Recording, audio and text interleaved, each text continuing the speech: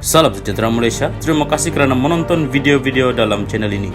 Sebelum kita mula, jangan lupa untuk tekan tombol subscribe, share, like dan komen. Let's go! Salam sejahtera dan selamat malam kepada seluruh rakyat Malaysia. Berita panas malam ini dipetik dari Malaysia Kini bertajuk Berdepan resiko di isytihar Muflis, MP Kepung rayu bantuan. Berita penuh.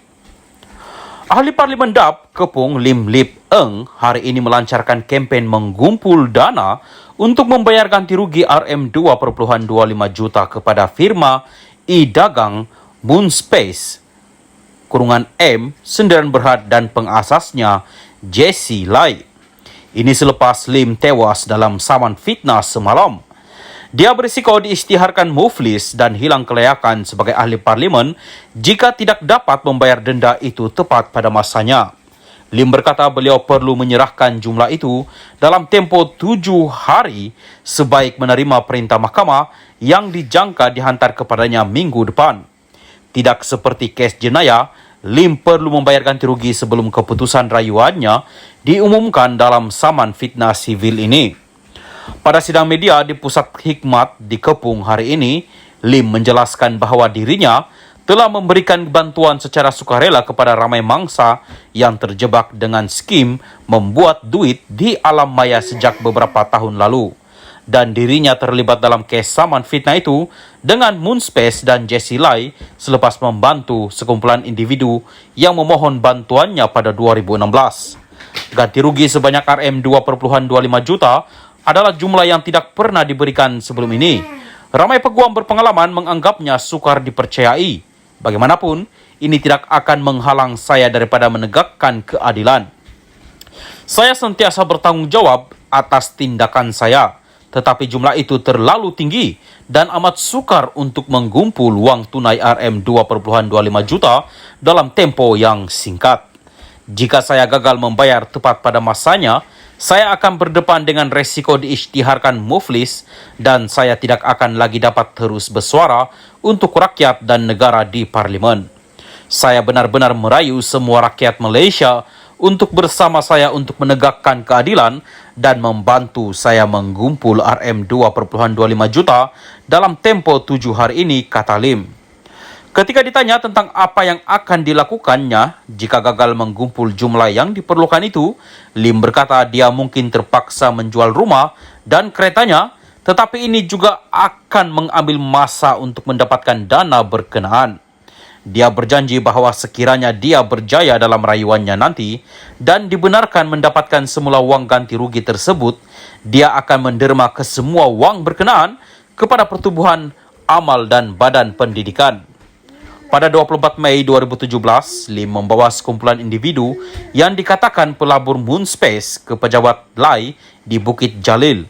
Suasana kemudiannya menjadi hangat ketika mereka berhadapan dengan pekerja Lai dan Moonspace.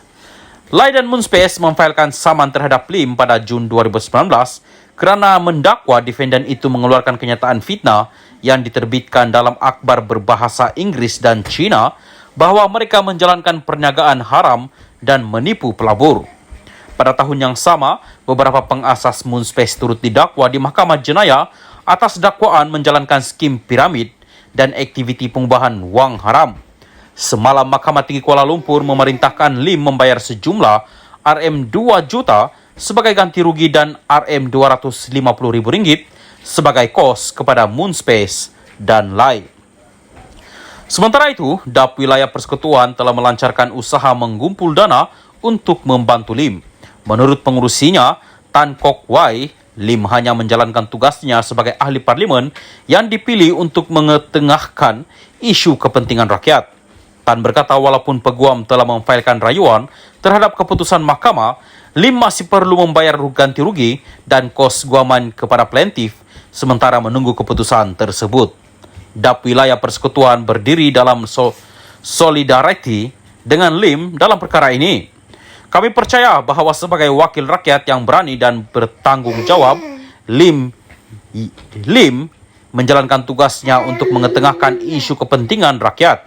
Memandangkan jumlah ganti rugi yang diberikan adalah sangat tinggi, DAP Wilayah Persekutuan ingin merayu kepada orang ramai untuk menunjukkan sokongan moral dengan memberi bantuan kepada Lim untuk membayar jumlah ganti rugi dan kos guaman kata Tan. Sekian berita, salam Malaysia Madani.